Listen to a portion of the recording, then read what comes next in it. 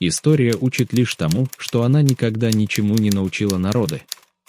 Георг Гегель.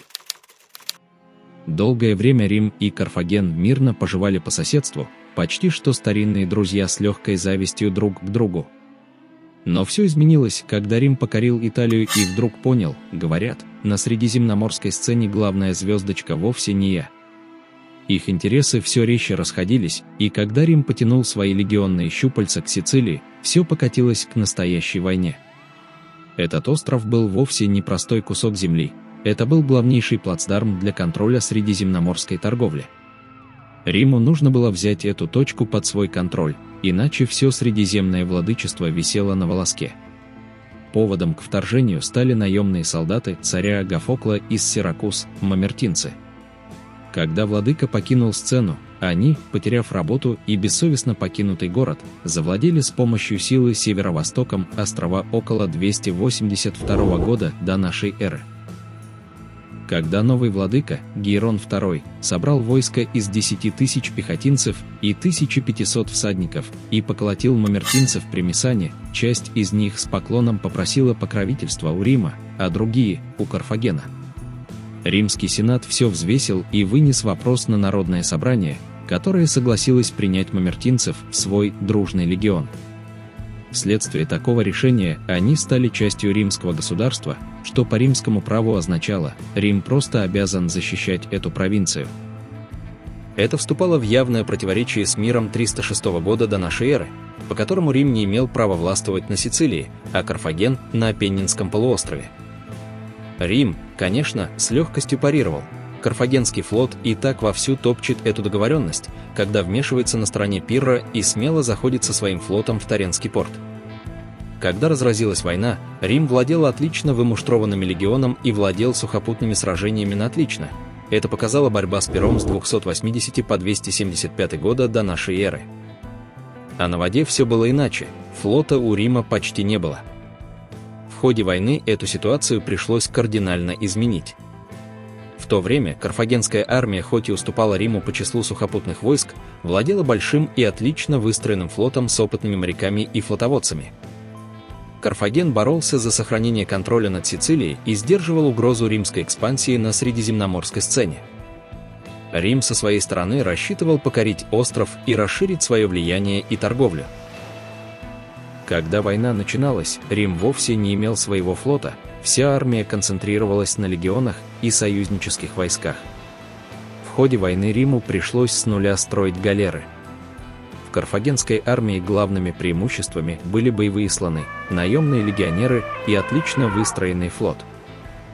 Карфагенскими полководцами Первой Пунической войны стали Ганон, Гамилькар Барка, отец Ганнибала, Гейрон, Газдрубал, Бостар.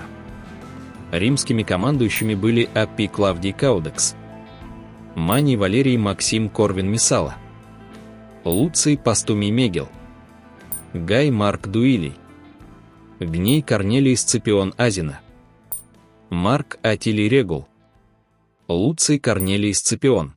Началом войны стало вмешательство Карфагена в борьбу мамертинцев с сиракузянами, что позволило Риму ввязаться в эту борьбу, пытаясь покорить остров. В 264 году до нашей эры легионеры захватили Мессану, что стало плацдармом для других завоеваний.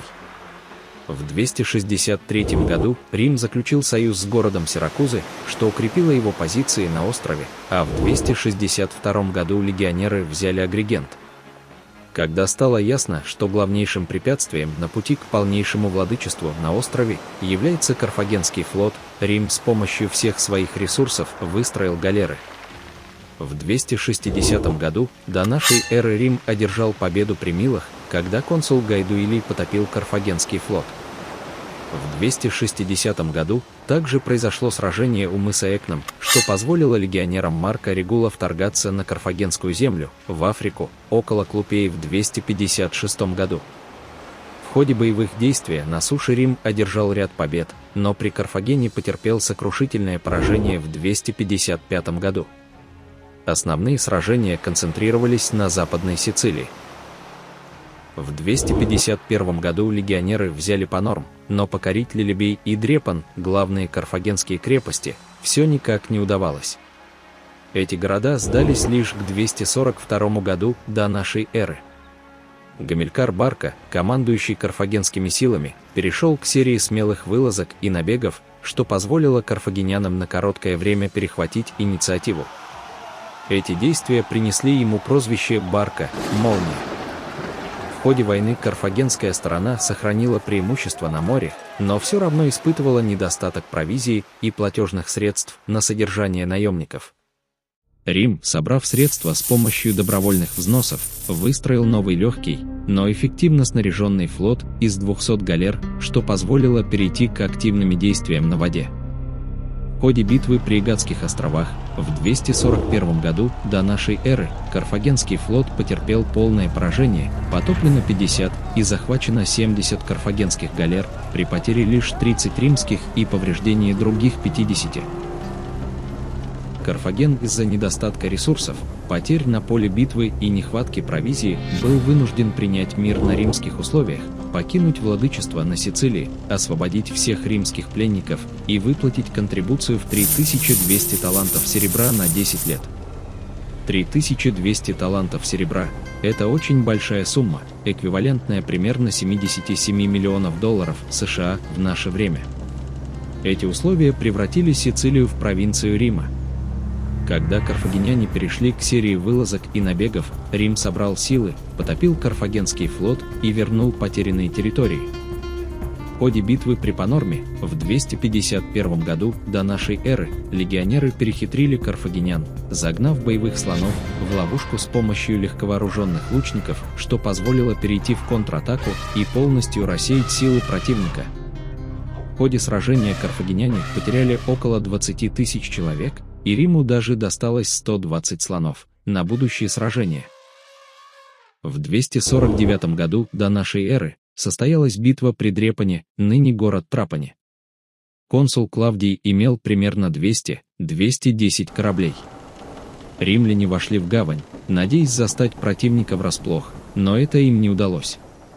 Карфагенский адмирал Атарбал успел посадить на корабли наемников и выскользнул из гавани, следуя вдоль южной стороны города, расположенного на мысу.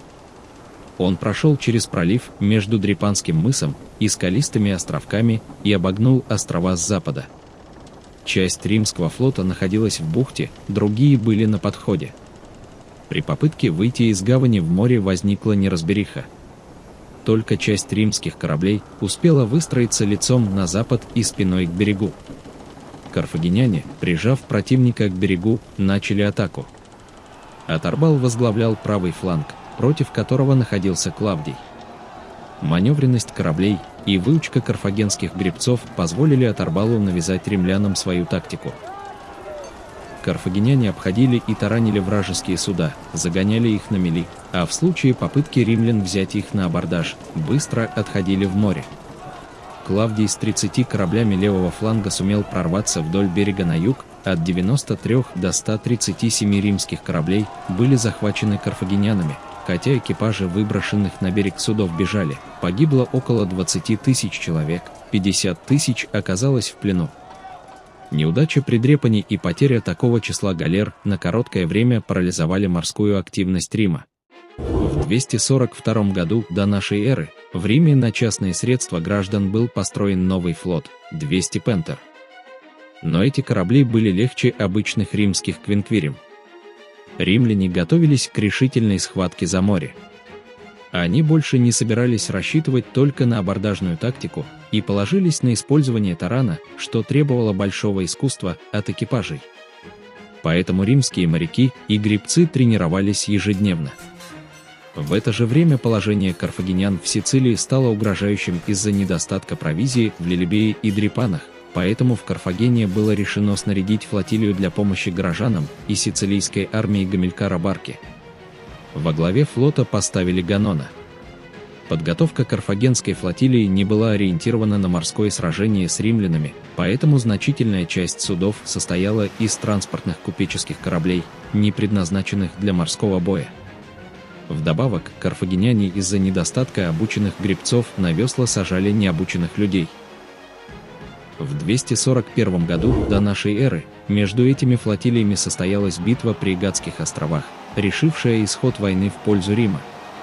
Пунийский флот в 250 судов не смог противостоять римлянам и был разгромлен. Потери составили 50 кораблей потопленными и 70 захваченными. Римляне потеряли 30 кораблей потопленными и 50 поврежденными.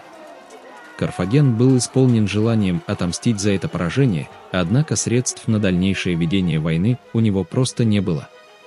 Вдобавок, после поражения судьба армии Гамилкара Барки и городов Лилибей и Дрепаны висела на волоске из-за отсутствия выплат жалования наемникам и острой нехватки продовольствия. Эти меры превратили Рим из сухопутной силы в владычицу моря и главнейшую средиземноморскую державу.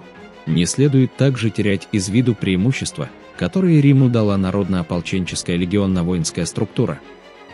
В ходе войны легионеры стали опытными и слаженными. Карфагенская наемная армия показала свою недостаточную устойчивость и управляемость. Легионеры сражались до конца, потому что защищали свой дом и государство. Наемники, наоборот, теряли сметливость и верность, когда задерживалась плата или слабо проявлялись лидерские качества командования.